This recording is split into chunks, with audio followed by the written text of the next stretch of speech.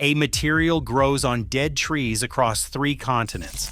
No factory, no animal, and no petroleum. It produces fabric softer than suede. Humans have worn it for 5,000 years. It stops bleeding, it starts fire, and it replaces leather in every measurable way. The fashion industry pretends it does not exist. By the end of this video, you will know how to process it yourself with nothing but a knife and a bucket of water.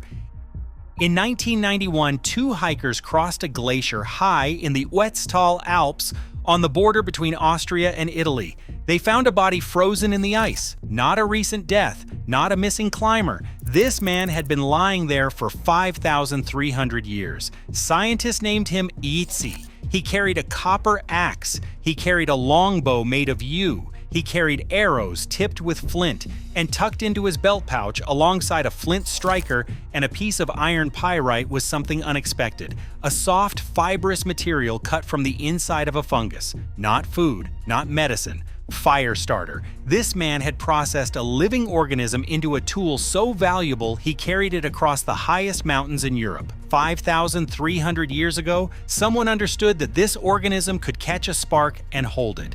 That knowledge was important enough to carry at the cost of weight and space while crossing an alpine pass at over 3,000 meters elevation. Ötzi was not the first. In the 1980s, archaeologists excavated a waterlogged Mesolithic site called Star Carr in North Yorkshire, England. The remains dated to roughly 9,000 years before the Common Era.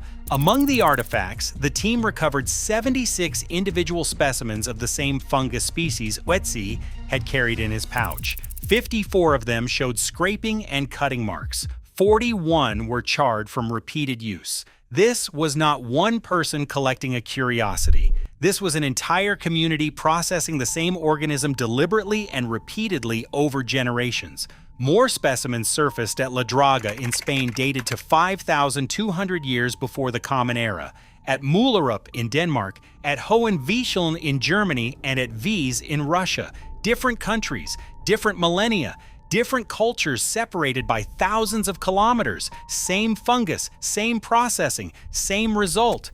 11,000 years of continuous human use documented in stone and sediment across the width of Europe. But fire starting was only the beginning. In the 5th century before the Common Era, a Greek physician described burning a piece of this material and pressing it against the skin to close wounds and stop bleeding. Barbers in ancient Athens used it to staunch cuts after shaving. Surgeons across Europe adopted it for the same purpose centuries later. In ancient China, practitioners applied it for wound dressing and for treating cancerous growths. In India, it was recorded as a remedy for digestive illness, and somewhere along the way, people discovered that the same soft inner flesh that caught sparks and stopped blood could also be stretched and flattened into sheets. Sheets that could be shaped into hats, into gloves, into pouches and bags and decorative panels. In Bohemia and across Central Europe, entire communities built cottage industries around turning this material into wearable goods. The same organism served as fire starter and surgical dressing and textile, all at once, for thousands of years, and then the modern world decided it did not exist. The organism is called Fomes fomentarius. You have seen it. You have walked past it in every temperate forest on this planet. It is a bracket fungus shaped like a horse hoof that grows on the bark of dying and dead hardwood trees, birch, beech, maple, poplar, and oak. The fruiting body attaches to the trunk and grows outward, adding a new layer each season. Some specimens reach half a meter across. They can live for 30 years on a single tree.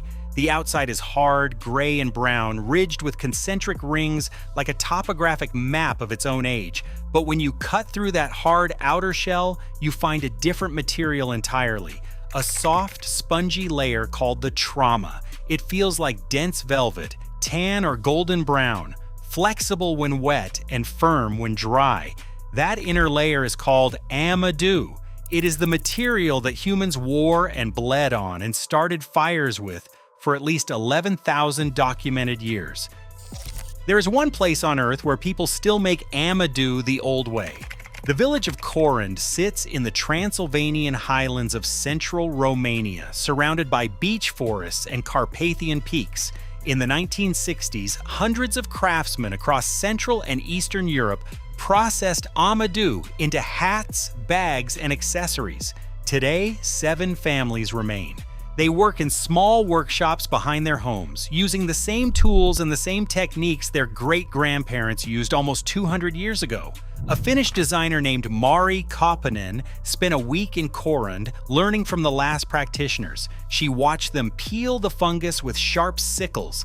They stretched the inner flesh by hand using small circular motions until it became soft and flat, like brown suede. The Mate family alone has been crafting amadou for over 150 years.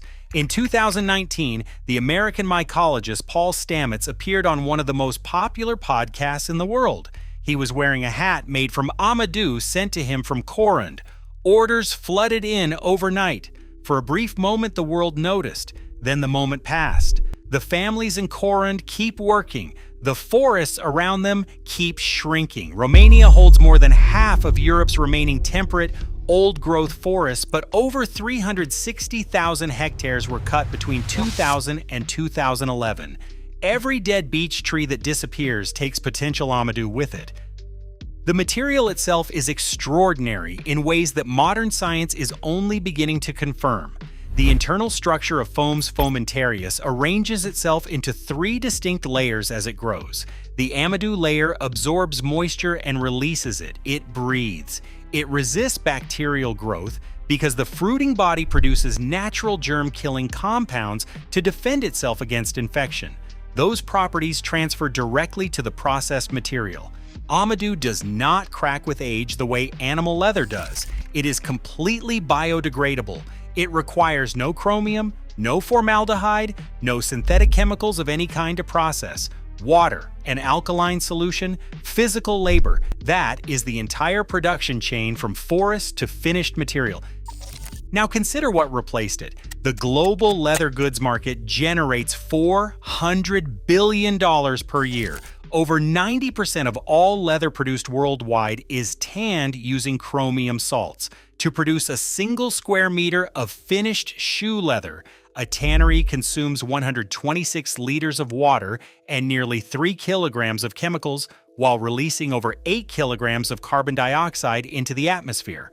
Multiply that by the billions of square meters produced annually across tanning operations in India, Bangladesh, China, and Brazil, and you begin to see the scale. This is not a craft industry. This is a global chemical operation disguised as a fashion supply chain. The human cost concentrates in places most consumers will never visit. In Hazarabad, a district of Dhaka, Bangladesh, more than 200 tanneries operate along the banks of the Buriganga River. Every year, they discharge 7.7 million liters of untreated chemical wastewater directly into the water supply. The substance at the center of it all is hexavalent chromium. It is a confirmed carcinogen. Inhaling it causes lung cancer and bronchitis. Prolonged skin contact produces open sores and ulcers that do not heal.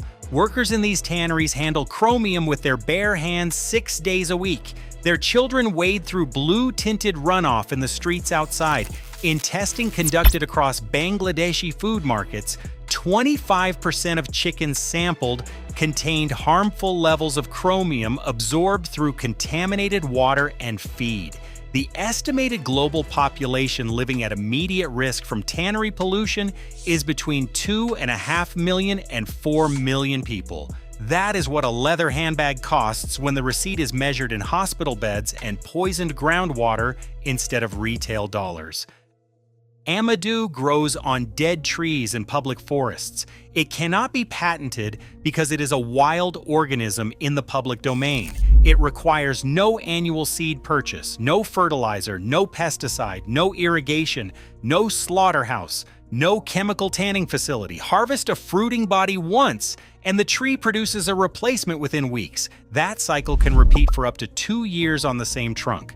A material that replaces itself for free generates zero recurring revenue. Zero recurring revenue attracts zero corporate investment. Zero corporate investment means zero research funding, and zero research funding means that 3 generations of material scientists have graduated from universities around the world without ever learning that the most effective natural leather alternative on Earth grows on the side of a dead birch tree. This is not a conspiracy. This is economics. The global leather chemical supply chain generates tens of billions of dollars every year. Every hide processed requires chromium salts, synthetic tanning agents, and finishing compounds purchased from industrial suppliers. Every season the cycle repeats. Amadou breaks every single link in that chain. So the industry did what industries always do with threats they cannot monetize. They looked the other way. Search any scientific database for leather tanning chemistry and you will find tens of thousands of published papers. Universities compete for grants. Corporations sponsor the research that supports their products. The knowledge base expands every year. Search for Amadou material processing and you will find a few hundred papers. Most come from Romania or Poland or Finland. The material that replaces leather using only water was deemed unworthy of study because it could not generate shareholder returns. And here's the part that should make you angry. In the last 5 years, the fashion industry discovered fungus, not Amadou, not the material that already exists and already works and has already been made by hand in Transylvania for 2 centuries. They discovered mycelium, laboratory-grown fungal tissue cultivated in sterile rooms using proprietary processes protected by patents. The luxury house Hermes partnered with a company called Myco Works. Stella McCartney partnered with Bolt Threads. Calvin Klein's parent company signed a deal with Ecovative. Myco Works alone raised over $187 million in venture capital and built a 136,000 square foot production plant with roughly 250 employees. Bolt Threads raised more than $300 million before pausing its fungal leather program in 2023 because costs were too high. The entire mycelium leather market reached $12 million in 2024. Projections estimate $336 million by 2033. Hundreds of millions of dollars were invested to engineer in a sterile laboratory what 7 families in a Romanian village already know how to make with a sickle and a bucket. The technology already exists. It simply does not require a venture capital pitch deck.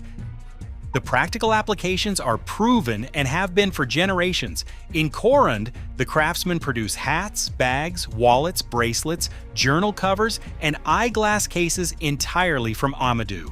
Koponen has used the material as a direct substitute for animal leather in contemporary design pieces, including bags, vests, and upholstered seating. Fly fishermen around the world have used Amadou patches for decades to absorb water from artificial flies because the material pulls moisture faster than any synthetic cloth on the market. Dentists once used Amadou to dry teeth before dental procedures. Surgeons used it to stop bleeding during operations. Every one of these applications was eventually replaced by a synthetic product manufactured in a factory and sold at a markup. The original material still works, it just does not generate quarterly earnings reports. The biology of this organism makes the economics even more absurd. Fomes fomentarius functions as both a parasite and a decomposer. It enters living trees through wounds in the bark and begins breaking down the heartwood from the inside. After the host tree dies, the fungus continues feeding on the dead timber for years. A single fruiting body can release up to 240 million spores per square centimeter per hour. Those spores travel on wind and rain and settle on new trees across entire forest systems. The organism grows on every common hardwood species throughout the Northern Hemisphere, Europe, Asia, and North America. It is classified as common by every mycological survey ever conducted. Not endangered, not threatened, not rare. It requires no farmland, no cleared forest, no feed crops, no water infrastructure. Compare that to leather. Leather requires cattle. Cattle require cleared pasture. Pasture requires feed grain. Feed grain requires fertilizer and pesticide and irrigation systems. Amadou requires a dead tree and time. The process has not changed in thousands of years, and anyone watching this can do it. You find a mature fruiting body on a dead or dying hardwood tree. You cut it from the trunk with a sharp knife. You remove the hard outer rind by scraping it away with a blade or a sickle. This exposes the soft, spongy trauma layer underneath.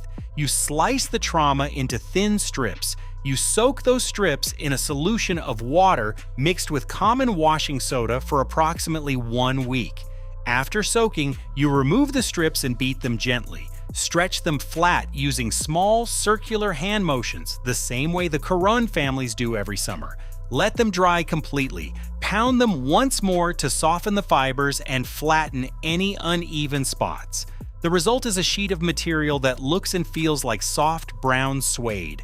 No factory, no chromium, no formaldehyde, no tanning pit, a knife, a bucket, an alkaline soak, your hands, time, the same process preserved on 11,000-year-old grinding stones across Europe.